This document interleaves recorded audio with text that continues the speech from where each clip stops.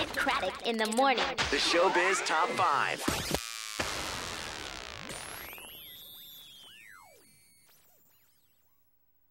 Hey, this is Kelly Raspberry. This is your ShowBiz Top 5.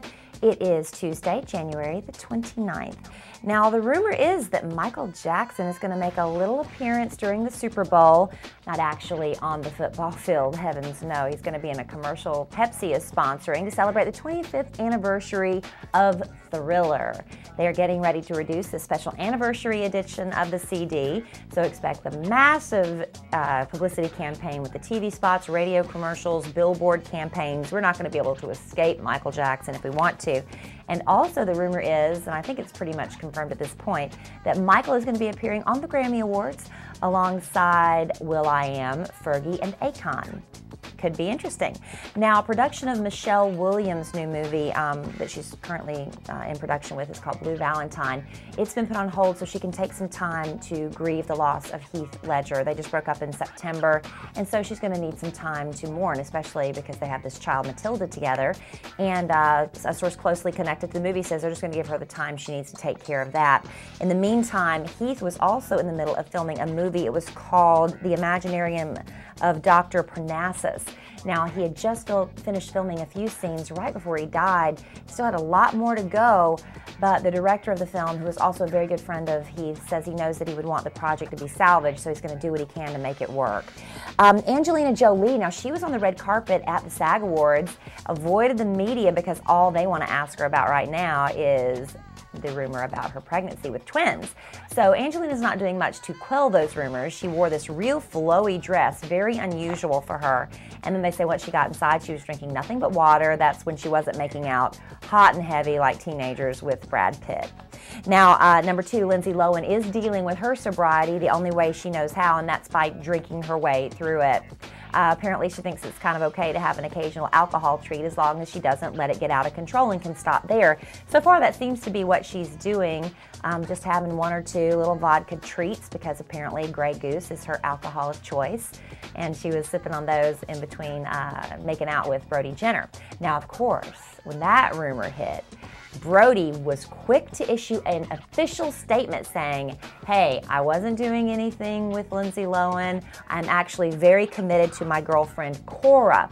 Now, Cora is apparently some 22-year-old hot model that wasn't taking so lightly these rumors about Brody and Lindsay hooking up. And you know he had his tongue down Lindsay's mouth. You know it, I know it. But anyway, he was out with that statement really quick to help keep that relationship on track. And then finally, all right, Barbara Walters. She goes on The View yesterday and says she personally got a phone call from Osama Lufty. He wants us to call him Sam, but we're calling him Osama. So Osama calls up Barbara over the weekend, says, you know, I'm Britney's manager. I just want to let you know what's going on, that yes, she does have some problems with her mental health, but they are treatable. She's actually met with a psychiatrist. She has been having mood swings, and she's having trouble sleeping. And when you're not sleeping, you know, everything falls apart. So he also said during his conversation with Barbara that Britney had dumped Adnan Ghalib, who we now refer to as Bubba. Britney calls him Bubba, I'm gonna call him Bubba. So she had dumped Bubba because he went to, you know, Entertainment Tonight and The Insider with, you know, the candid details, the private details about their relationship. Well, cut to last night at Britney's mansion in wherever, in LA. I don't know, Hollywood Hills? I don't know where she lives. Anyway, so she and Sam have this huge fight, so huge that Britney picks up the phone and calls Bubba and says, come get me. Well, Bubba jumps in his car, heads over that way. He can't get past the security at the gate because Osama has said no matter what, you don't let him inside. So he's outside trying to call Britney on every cell phone number, every number he has for her, cannot get her attention. She doesn't realize he's outside the house, you know, can't get in. So after he leaves, Britney apparently, from what we understand, it's kind of fuzzy, she comes outside and she sits on the curb with her dog and she's just crying. And after she sits there and lets the paparazzi get pictures of that, she goes back inside the house. Her parents show up. So the word is that she and her mom have had some sort of reconciliation. And then she gets into an SUV with one of Bubba's good friends. He drives her towards Beverly Hills, where she jumps out of the SUV and gets in the car with Bubba. So I think Sam is like pulling a fast one. That he's the one that's trying. I don't know.